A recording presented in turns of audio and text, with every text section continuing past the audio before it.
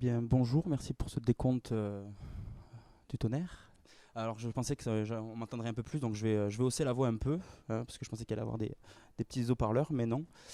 Donc, merci à tous d'être présents parmi vous, et merci à ceux qui sont en train de nous regarder en live. On va se présenter rapidement avant de commencer un petit peu notre présentation sur la présence sur les réseaux professionnels, puisque c'est pour ça qu'on est ici aujourd'hui. Donc on est Social Quarter, on est une entreprise qui est basée à la fois sur Toulouse et sur Montpellier. Donc on est deux experts sur chacun une compétence en particulier. Moi je vais avoir la partie publicitaire, donc tout ce qui est publicitaire sur les réseaux sociaux principalement. Et on va avoir Rémi qui lui est plutôt expert on va dire en community, le contenu, le copywriting, voilà. Tout ce qui ne va pas toucher à la partie publicitaire, tout ce qui est plus du niveau communication. Donc, je ne sais pas si je l'ai dit, mais ça s'appelle Social Quarter. Je l'ai dit, ouais. Vous pourrez nous retrouver principalement sur Instagram, puisque c'est notre mode d'acquisition principal. Et donc, effectivement, aujourd'hui, on est là pour vous parler de LinkedIn principalement, et on verra après aussi les autres réseaux professionnels. Mais tout d'abord, avant de commencer, on va regarder un petit peu, voilà, pourquoi sommes-nous là aujourd'hui ? On est là pour vous faire passer une étape dans votre numérisation. Effectivement, la numérisation, c'est l'enjeu, on va dire, actuel, notamment avec la crise sanitaire qu'on a tous traversée. On s'est rendu compte un petit peu de ce besoin que l'on a pour passer un petit peu cette étape dans la numérisation. Quelle étape aujourd'hui ? L'étape, c'est en fait créer ou repenser votre présence sur les réseaux sociaux professionnels et prospecter et donner la meilleure image de vous-même à titre professionnel. Ouais, super, merci. Donc, petite présentation rapidement du programme Tous en ligne. Donc, c'est un accompagnement de 3 semaines. Donc, cet accompagnement se destine principalement avec 2 séances de coaching collectif de 1h30 à 2h par groupe réduit. Donc c'est des coachings collectifs, vous l'aurez deviné. Il va y avoir du travail préparatoire, ça sera encadré et on prépare à chaque fois les séances ensemble. On aura un groupe de discussion WhatsApp, donc effectivement pour échanger sur les différentes thématiques. Si jamais il y a en dehors des séances, vous pourriez être bloqué pour tel ou tel différents sujets. En gros, les règles de l'accompagnement, c'est un accompagnement, donc pas une formation, c'est-à-dire que c'est vous qui gouvernez un petit peu, c'est vous qui allez être les mains dans le cambouis, mais c'est nous qui restons derrière là pour le support, pour vous accompagner et vous donner vraiment toutes les clés pour réussir. Effectivement, groupe réduit, bienveillance et bonne humeur. Merci Rémi. Aujourd'hui, on va regarder un petit peu toutes les actions que vous pourrez mettre en place à la sortie de cet atelier, puisque c'est aussi le principe. On échange, bien entendu. Si vous avez des questions, vous n'hésitez pas. On va essayer de rendre le tout le plus interactif possible, même si on est un petit peu limité par la plage horaire. Donc si vous avez des questions, vous les notez. Si vous pouvez les poser sur le moment où vous attendez un peu à la fin qu'on fasse la séance de questions-réponses. Alors ici, la conférence, c'est repenser sa présence sur les réseaux professionnels. Oui, c'est un atelier, oui, c'est ça, on va parler. C'est le tout début, donc vous n'avez rien raté encore pour le moment. Et puis voilà, comme je disais, il y aura une séance de questions-réponses à la toute fin. Donc, le programme du coaching collectif, effectivement, on va revenir dessus. Pourquoi et comment être présent sur un réseau social professionnel. Ensuite, créer ou optimiser son profil LinkedIn. Bon, effectivement, LinkedIn pour les professionnels, c'est un petit peu la case inévitable. On va montrer comment créer du contenu et augmenter son réseau. Et après, à part LinkedIn, quels sont les autres réseaux professionnels sur lesquels vous pourriez être présent. Et donc, je vais donner la parole maintenant à mon associé Rémi, qui va vous présenter un peu plus les différentes actions, en commençant par pourquoi et comment être présent sur un réseau professionnel. Rémi, pourquoi et comment être présent sur un réseau social professionnel ? Tout d'abord, on va vous expliquer les 7 bonnes raisons en fait, d'être présent sur LinkedIn. Comme vous le savez sûrement déjà, c'est d'avoir votre CV trouvable en fait, 24 heures sur 24, 7 jours sur 7 par tout le monde, mais au-delà, de pouvoir promouvoir votre offre, que vous soyez prestataire de service ou que vous proposiez des produits. Ça va vous permettre également, quand on va vous chercher sur Google, d'apparaître dans les premiers résultats de recherche, de montrer votre expertise, de vraiment votre proposition de valeur qui va être différenciante par rapport aux autres prestataires, aux autres secteurs d'activité. Mais également, LinkedIn, on le sait bien, le principal intérêt, ça va être de prospecter, déjà de se faire voir auprès des autres et également de déclencher derrière soit des appels pour vendre ses produits ou services, ou alors de pouvoir entamer des collaborations ou des partenariats. Et comme je disais, de montrer tout ce qui va être votre expertise à travers du contenu éducatif, du contenu inspirant, et d'animer en fait, de tenir au courant constamment votre réseau de vos actualités. Donc tout d'abord, il y a deux choses. On a la page profil et la page entreprise.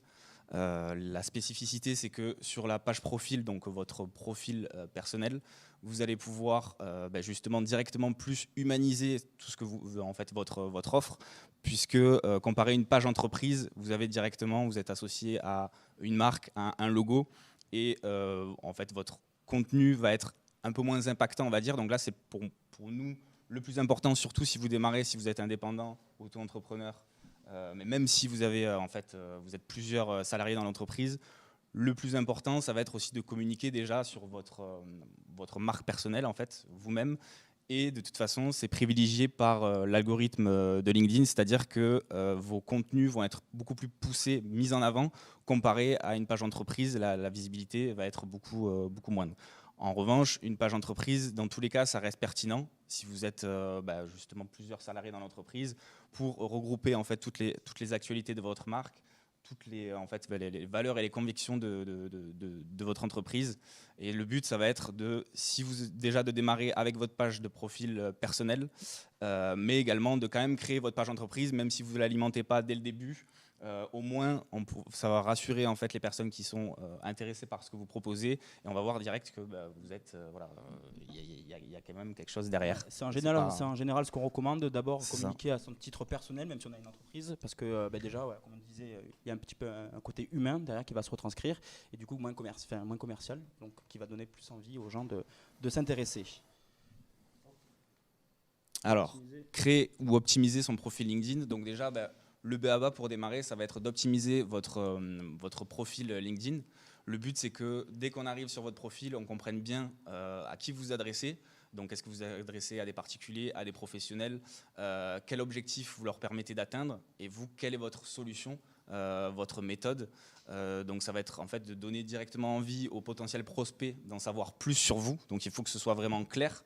Que ce soit, on va le voir après, mais au niveau du titre de votre poste, et également dans la partie à propos, qu'on comprenne bien ce que vous proposez, votre proposition de valeur.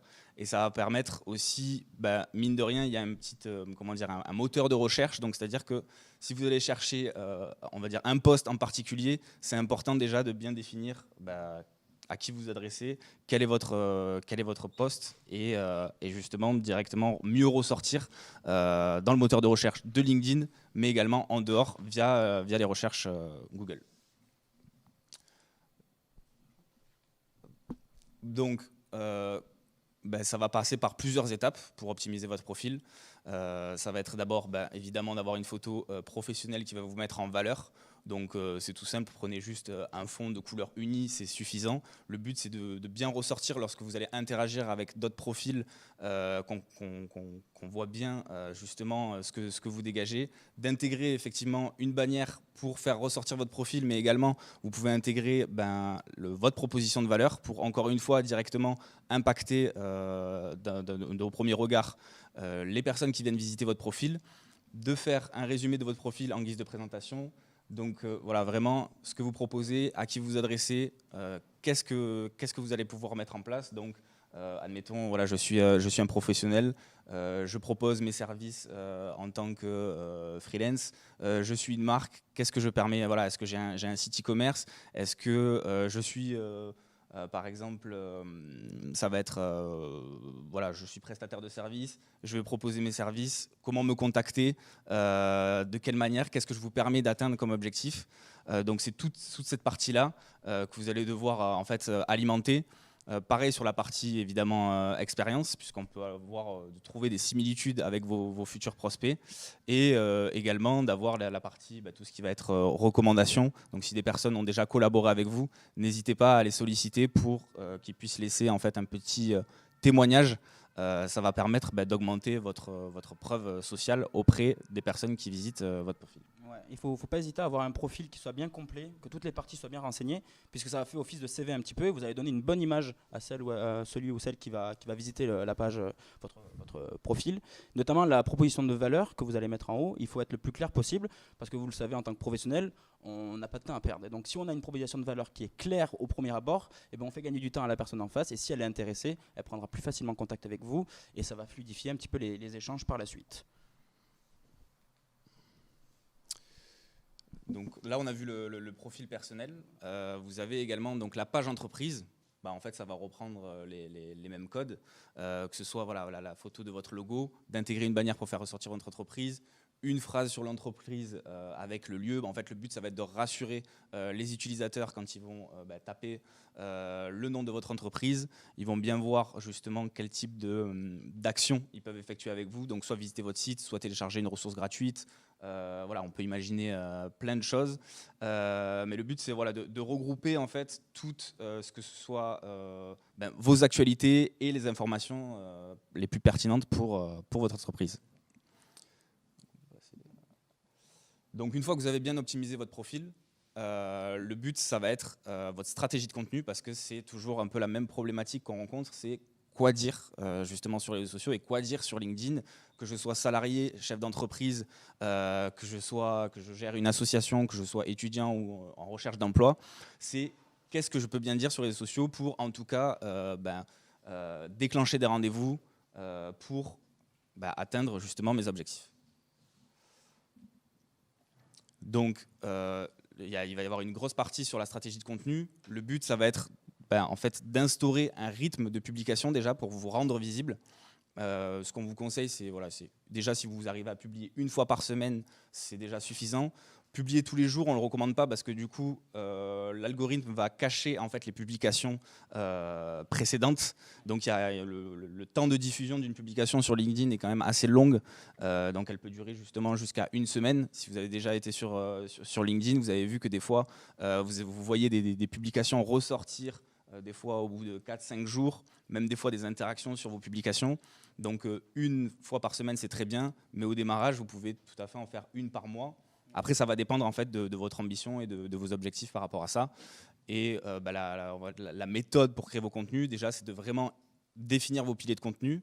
En général, ils se regroupent en 3 parties. Ça va être des contenus qui vont être plutôt éducatifs, donc sous forme de tutoriel ou sous forme de carrousel. Donc c'est un enchaînement de plusieurs images qui va vous expliquer en fait comment résoudre un problème de votre client, de votre client idéal.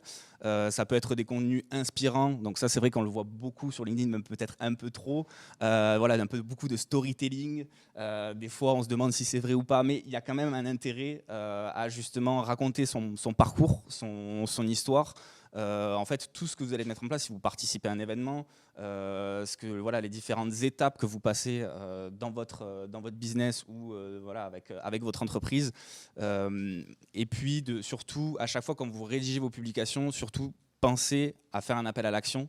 Donc l'appel à l'action, ça va être, le but, ça va être d'engager votre réseau. Donc ça va être soit de laisser un commentaire, soit d'aller visiter en fait, une URL, donc votre site, télécharger une ressource gratuite. Voilà, il y a plusieurs méthodes, mais pour maximiser en tout cas vos efforts, toujours finir par un appel à l'action. Évidemment, après, il y a une méthode plus complète où vraiment toujours bien penser avec à mettre une phrase d'accroche pour interpeller. Pareil sur le travail sur le visuel ou la vidéo, c'est très important.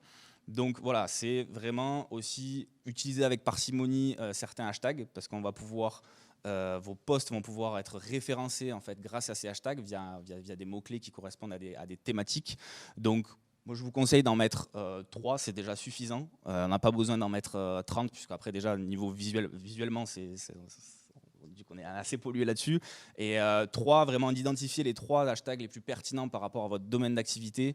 Ça va vous permettre, en tout cas, c'est une petite brique qui va vous permettre de vous rendre un peu plus visible et de jouer aussi sur, dès que vous vous prenez en photo ou dès que vous prenez, en tout cas, dès qu'on voit des êtres humains apparaître sur vos publications en termes de visuel, ça va être beaucoup plus impactant que des images libres de droit qu'on voit un peu partout, etc. Donc ça, c'est vraiment voilà, sur la partie création de contenu. Après, maintenant, c'est OK, je crée du contenu, mais ça ne suffit pas parce que il faut exposer mon compte, donc on parle de votre profil personnel, auprès de nouvelles personnes. Parce qu'il y a la stratégie de contenu, donc voilà, on va dire l'inbound marketing, où les gens vont venir naturellement vers vous, vont s'intéresser à vous, vont s'engager avec vous. Mais il va y avoir aussi une partie où c'est vous qui allez devoir aller chercher votre prospect. Donc comment vous faites? Ça va être déjà de vous constituer un réseau qualifié. Donc comment vous allez faire, c'est déjà d'aller liker, commenter des posts et poser des questions pour vous donner de la visibilité. Donc déjà parmi votre réseau, de trouver en fait des publications qui sont en lien avec votre activité pour derrière apporter vous votre plus-value, ou de réagir en disant voilà, moi je suis tout à fait d'accord avec toi, ou voilà, moi je pense pas du tout. Des commentaires pertinents, C'est ça. un petit peu constructifs, parce que c'est vrai qu'on a l'habitude de dire bon, faut commenter, il y a des gens qui commentent, ah, c'est super ce que tu fais, voilà, des trucs un peu qu'on voit tout le temps, mais ça engage pas ça. Alors que si vous commencez à répondre vraiment sur la thématique de la personne, elle a fait un post sur une thématique en particulier, et vous commentez, et vous répondez un petit peu, vous amenez des éléments de réponse, les gens qui vont lire ce commentaire-là, ils vont avoir envie de se renseigner un peu plus sur vous, parce qu'ils auront encore une fois cette perception de vous qui est un peu mieux que simplement à marquer super post, bien joué, j'adore, voilà.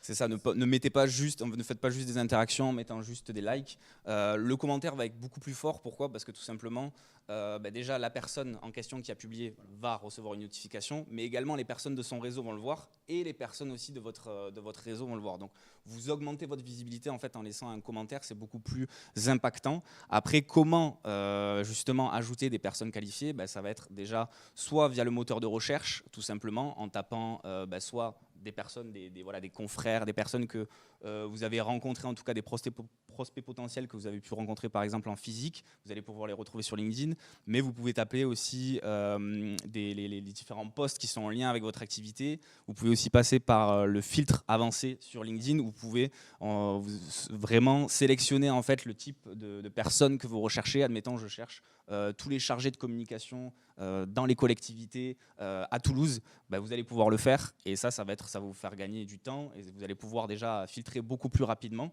Donc vous avez cette possibilité-là. Vous avez aussi tout simplement les personnes qui visitent votre profil, de les ajouter, parce que ça veut dire qu'ils ont eu un intérêt, soit par rapport à votre publication, soit par rapport aux des personnes qui ont parlé de vous. Donc les personnes qui visitent votre profil, ajoutez-les. Vous pouvez aussi importer votre carnet d'adresses déjà, si vous avez une base de données mail. Donc vous voyez, ça fait pas mal de possibilités pour augmenter votre réseau de manière qualifiée. Et évidemment, quand vous ajoutez quelqu'un, toujours pensez à mettre une petite note personnalisée, parce que des fois on ne vous connaît pas, vous allez devoir expliquer en fait, essayer de trouver en fait un petit point de contact. Est-ce que vous avez un point commun, vous êtes de la même ville, vous êtes dans le même domaine d'activité, mais toujours engager la discussion, et pas juste de dire hey, salut, moi je fais ça, si ça t'intéresse, c'est tel prix, et puis voilà, on s'appelle. Non, justement, commencer à faire connaissance, c'est comme si vous rencontriez quelqu'un dans la rue. Vous n'allez pas direct l'aborder en disant hey, tiens, on va boire un coup. C'est on fait un peu connaissance d'abord, et on voit si potentiellement il y a des synergies communes pour travailler ensemble, ou en tout cas au moins on peut s'appeler pour creuser un peu plus. Donc toujours, voilà, quand vous ajoutez une petite note personnelle, et si on vous ajoute, pareil, demandez pourquoi on vous a ajouté aussi, pour déclencher la discussion. Voilà, c'est poser une petite question en disant ah tiens, comment tu m'as découvert, est-ce que c'est dû à une de mes dernières publications, et ça va permettre d'avoir d'engager naturellement la conversation aussi, et puis donc ça marche plutôt bien. C'est mieux que d'inviter sans mettre aucune note, et il n'y a pas d'humain derrière, quoi. C'est ça. À part LinkedIn, Rémi, quels sont les autres réseaux sociaux professionnels? Eh bien, alors il y a soit les groupes Facebook qui marchent bien, donc soit les groupes Facebook de votre domaine d'activité, ou les domaines, on va dire, qui sont complémentaires. Admettons, je suis photographe freelance. Je ne vais pas juste aller dans des groupes de photographes, mais je peux aller aussi dans des groupes qui sont liés au voyage, pour montrer mes vidéos, mes courts-métrages, etc. Donc essayez de penser un peu des groupes qui peuvent être connexes à votre secteur d'activité. Il y en a plein. Il y en a pas mal. Le but, ça va pas être, encore une fois, de faire la promotion de ce que vous faites directement, mais ça va être d'aider en fait les personnes qui sont présentes dans le groupe, parce que dans les groupes Facebook, déjà les groupes Facebook sont beaucoup plus mis en avant que les pages entreprises Facebook en termes de visibilité, et on va beaucoup plus facilement, les gens vont beaucoup plus facilement poser des questions et à vous d'y répondre. Et justement, le but, c'est que si vous aidez les personnes derrière, il va y avoir ce biais de réciprocité, elles vont s'intéresser à ce que vous faites et derrière, vous allez montrer aussi votre expertise en répondant à chaque fois aux questions et vous pouvez de temps en temps après arriver avec parcimonie à les aiguiller vers votre offre. Donc il y a les groupes Facebook, il y a également Slack. Slack qui est si pas tu veux mal, en parler. un petit peu pour rejoindre. Il y a plein de Slack maintenant, on peut même parler de Discord. Vous pouvez rejoindre des Discord ou des Slack sur des sujets en particulier. Ça vous permet d'échanger avec des professionnels, avec des gens qui sont un petit peu dans la même thématique que vous. En fait, ça peut être que des professionnels et donc ça peut être super intéressant à la fois pour créer et donc développer son réseau, mais comme un peu pour les groupes Facebook, c'est-à-dire vous pouvez tomber dans une thématique en particulier et répondre aux questions et faire valoir un petit peu votre expertise et ça peut mener sur des rendez-vous, ça peut mener sur des appels. Donc ça peut être très intéressant de faire partie de ces communautés-là sur Dans un premier temps, justement, si vous démarrez, même si vous démarrez votre activité ou même si vous êtes déjà en activité, on va dire la manière la plus rapide, ça va être d'intégrer des groupes. Mais par contre, après, si vraiment vous voulez fédérer une communauté, n'hésitez pas justement à créer votre propre groupe autour d'une thématique en général, pas juste au nom de votre entreprise ou autre, pour créer vraiment un groupe d'entraide. Le but, ça va être après que le groupe vive tout seul, mais derrière, vous allez pouvoir aussi de temps en temps faire la promotion de votre activité, de vos offres via des articles de blog, via de transmettre des liens vers votre page de vente, vers vos prises de rendez-vous. Vous pouvez organiser aussi des lives pour faire intervenir des membres du groupe ou des personnes qui sont complémentaires à votre activité pour, encore une fois, démontrer votre expertise. Mais toujours, en fait, le but constamment sur la partie création de contenu, ça va être d'apporter de la valeur à votre audience. Il ne faut pas juste afficher des moins 10% sur mon offre, etc. Il faut avoir une approche commerciale, mais avoir quand même cette stratégie où on délivre beaucoup d'abord de parties conseils, d'aide. Quand on parle de valeur, c'est pas forcément avoir quelque chose de très grande valeur ajoutée, ça peut être des petits conseils sur votre thématique à vous. Nous, on s'est rendu compte sur la communication et la publicité, par moment, on nous posait des questions qui nous semblaient, c'est le b.a.-ba de la communication ou de la publicité. Et en fait, on se rend compte que pour les autres, comme nous, c'est notre domaine d'activité, donc pour nous, ça semble être évident. Pour ceux qui n'y sont pas, forcément, pour eux, c'est de la valeur. Donc en fait, même donner des petits conseils sur votre thématique, c'est de la valeur et c'est justement ce qu'il faut véhiculer pour que les gens aient envie de vous suivre et aient envie de vous contacter aussi par la suite, parce que si vous montrez de la valeur, donc ça montre que vous êtes expert sur votre sujet, et si vous êtes expert sur votre sujet, c'est un bon point lorsque ces gens-là vont venir discuter avec vous. Comme réseau professionnel aussi, on peut parler d'Instagram, mine de rien, parce que la plateforme se développe de plus en plus sur le B2B. Nous-mêmes, Instagram, c'est notre principal canal d'acquisition. On a plus de 90% de nos clients qui sont issus d'Instagram et c'est des professionnels. Et l'avantage avec Instagram, c'est que vous avez ce côté vraiment où vous allez humaniser votre entreprise de par les stories. De prendre la parole face caméra. Il y a, en fait, ça va vous il y a de nombreuses fonctionnalités sur Instagram qui vont vous permettre de justement promouvoir votre offre. Et il y a aussi la partie messagerie privée où c'est comme sur LinkedIn, on va pouvoir déclencher en fait des appels de vente, des rendez-vous. Et ça fonctionne très très bien. Donc c'était important de le mentionner. En fait, on est sur Instagram principalement, et c'est vrai que ça a été depuis le début notre principal canal d'acquisition. On avait fait un petit peu le pari de savoir si ça allait fonctionner, et force est de constater que ça fonctionne plutôt bien, parce qu'on touche à la fois des professionnels, donc nous on est aussi sur une partie B2B, donc on va proposer des accompagnements, et on est suivi par beaucoup d'entrepreneurs individuels, par des marques, par tout type de catégories. Là, on s'est fait suivre par un DJ, on va être suivi par des musiciens, donc ça va vraiment dépendre aussi de votre niche, de votre cœur d'activité et de votre cible principalement. Mais il ne faut pas négliger, je pense, Instagram, qui vraiment aujourd'hui, même sur du B2C et un petit peu sur du B2B, qui est incontournable, et peut-être même plus que... L'exemple de, par exemple, Metro, Airbus, Aost, qui eux sont principalement du B2B, mais par exemple vous prenez Aost, en fait ils vont aller développer leur réseau et leur partenariat avec par exemple des restaurateurs qui vont promouvoir, en tout cas vont servir leur propre charcuterie, admettons. Donc il y a un intérêt de toute façon, même si vous êtes vraiment, vous vous adressez uniquement à des professionnels, à être sur Instagram. Présent sur Instagram. et bien entendu les différentes plateformes communautaires de professionnels. Voilà, c'est si vous êtes une entreprise en tout cas ou un indépendant. Ouais. Si vous êtes indépendant, vous allez pouvoir promouvoir vos services sur des plateformes comme Malte. C'est aujourd'hui la première. Ouais. Et également, si vous êtes du côté entreprise, vous allez pouvoir recruter des indépendants pour différents. Oui, on voit souvent sur Malte des entreprises, des agences, quoi que ce soit, qui sont présents sur Malte pour faire leur publicité, même si c'est pas vraiment un endroit pour faire de la publicité. Mais en tout cas, ils y sont présents. Nous aussi, on reçoit souvent des demandes pour différentes choses, des prospects sur Malte. Donc c'est un réseau social, oui, on peut même dire que c'est un réseau social à ne pas négliger, en tout cas une plateforme. Après, on n'en a pas parlé, mais il y a la crème de la crème aussi, Upwork, EOS. Donc c'est d'autres plateformes que je vous invite à regarder si vraiment ça peut être intéressant dans votre thématique. Les prochaines étapes, Rémi. Là, c'est pour résumer un peu tout ce qu'on a dit, puisqu'on en était surtout focalisé sur LinkedIn. C'est dans un premier temps, voilà, si vous vous lancez sur LinkedIn ou que même déjà vous êtes sur LinkedIn, il y a sûrement des choses que vous pouvez optimiser sur votre profil, que ce soit votre bannière, soit les infos, vraiment pour qu'on comprenne bien justement votre différenciation par rapport à d'autres acteurs ou d'autres concurrents. Commencez à créer vos premières publications en définissant bien vos piliers de contenu. Et en fait, c'est une routine que vous allez devoir vous instaurer tous les jours. C'est d'aller essayer d'ajouter de nouvelles personnes, puisque c'est ça en fait le plus important, c'est d'exposer votre compte auprès de nouvelles personnes en allant commenter des publications, en ajoutant des prospects potentiels et en fait faire des liens vers votre profil LinkedIn à partir aussi de votre site et de votre signature mail. Voilà.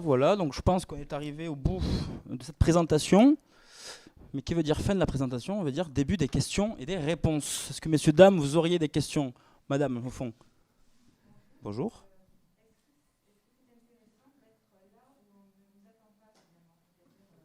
Genre sur TikTok par exemple?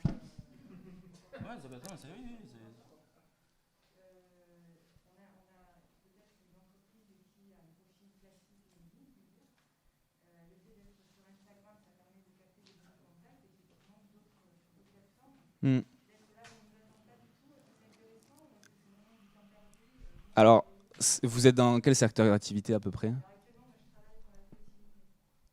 Ok, d'accord. Oui, il y a un intérêt. Là, vous êtes sur quel réseau actuellement? D'accord.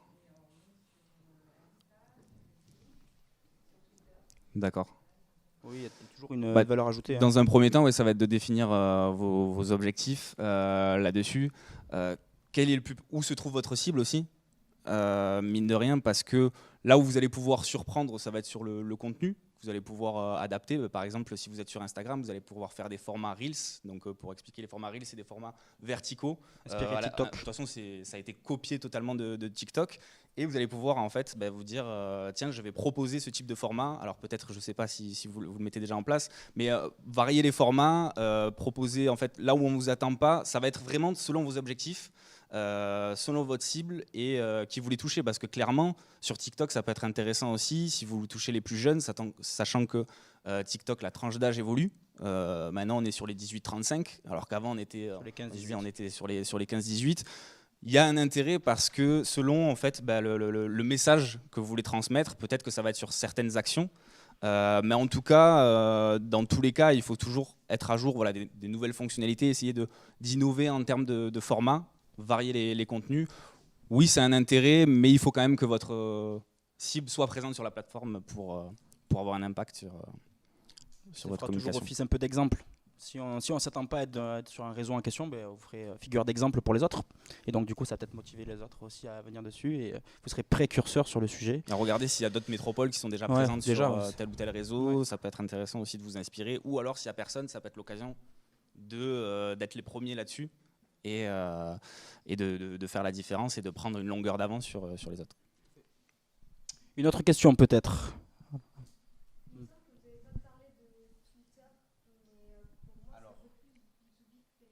C'est vrai qu'il y a du...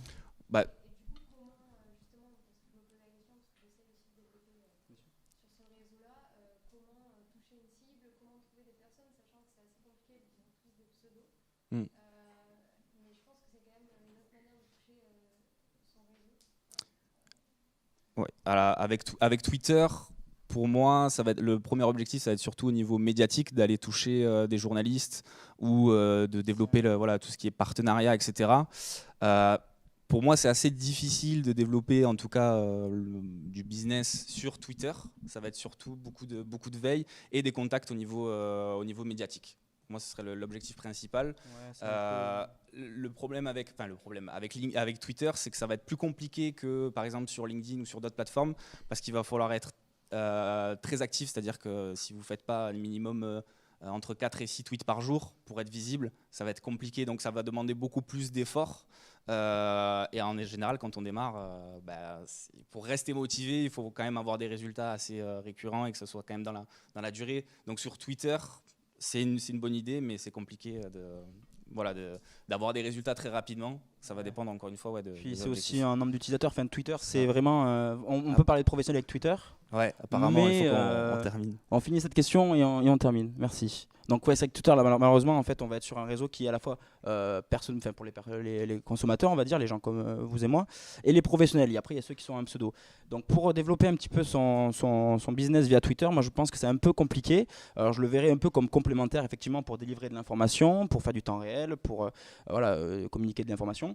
Mais vraiment pour développer son business, je pense que LinkedIn a cet avantage où on a déjà en face des personnes avec un vrai profil, on sait si on s'adresse à une personne ou non, et on a vraiment cette capacité de les trouver via les moteurs de recherche, via les différents outils proposés par LinkedIn. Et voilà, c'est pour ça qu'aujourd'hui on cite pas trop Twitter et dans nos stratégies en tout cas pour développer une entreprise dans le domaine professionnel. Voilà, donc maintenant on a gratté 1 minute 30. Si vous voulez nous poser vos questions en dehors du live, on sera juste à côté dans le bar là ou le café. Donc on vous invite à venir nous voir pour celles et ceux. Merci.